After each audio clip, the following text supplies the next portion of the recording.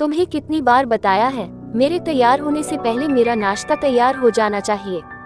शादी के 35 सालों बाद भी मुझे क्यों बार बार एक ही बात बतानी पड़ती है? ममता, तुम्हें क्या है? तुम तो आराम से घर पर रहोगी, मुझे काम पर जाना पड़ता है। तुम हो कि हमेशा बेवकूफों जैसी हरकत करती हो। अगर तुम ये जानबूझकर करती हो तो याद रखना, मुझसे बुरा कोई नहीं होगा। आज भी कपिल का पारा चढ़ा हुआ था। इन कटु शब्दों में अपना गुस्सा उतारते हुए, गीला तौलिया कुर्सी पर फेंकते हुए प्रशांत गुस्से से लता की तरफ देखने लगा। ममता के लिए कपिल का ये बेवजह का गुस्सा कोई नई बात नहीं थी। वह महीने में 3-4 बार ऐसे ही ममता पर बरस पड़ता था। पहले पहले ममता उसका विरोध किया करती थी, लेकिन जब कई सालों तक कपिल में कोई बदलाव नहीं दिखा तो ममता ने खुद को ही बदल दिया। अब कपिल के कुछ भी कहने से ममता को कोई फर्क नहीं पड़ता था। कपिल की हर बात वो चुपचाप सिर नीचे झुकाए सुन लेते थी। शादी के पहले 10 साल तक ममता ने पूरी कोशिश की थी कि कपिल को बदला जाए, लेकिन फालतू का गुस्सा करना और बाद में लता को भला बुरा कहना, यह मानो जैसे उसकी आदत बन गई थी। कोई भी वाद विवाद होता तो कपिल सीधा ममता को बोल देता, अगर मैं तुम्हें अच्छा नहीं लगता तो क्यों नहीं चली जाती अपने मायके, क्यों रहती हो मेरे साथ? इतना सब कुछ होने के बावजूद ममता कपिल के साथ रहती थी क्योंकि उसे अपनी बेटी की फिक्र थी।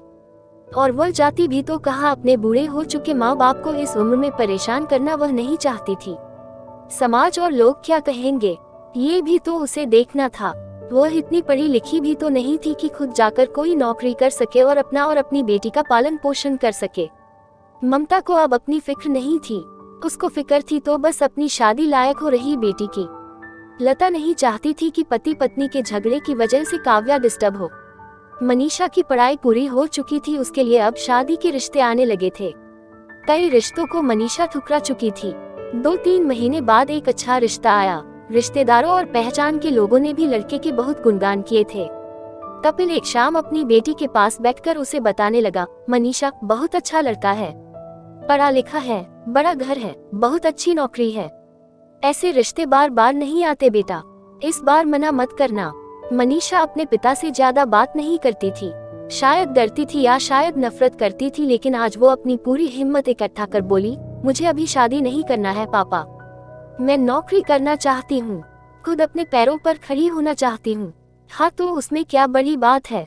मैंने लड़के से बात की है, वो तुम्हें किसी बात के लिए नहीं रोकेगा। तुम शादी के बाद भी नौकरी कर सकती हो, वो तुम्हें नौकरी के लिए परमिशन दे देगा। कपिल बोला, मेरा नौकरी करना या ना करना उसकी परमिशन पर क्यों डिपेंड रहेगा पापा? मनीषा ने पूछा।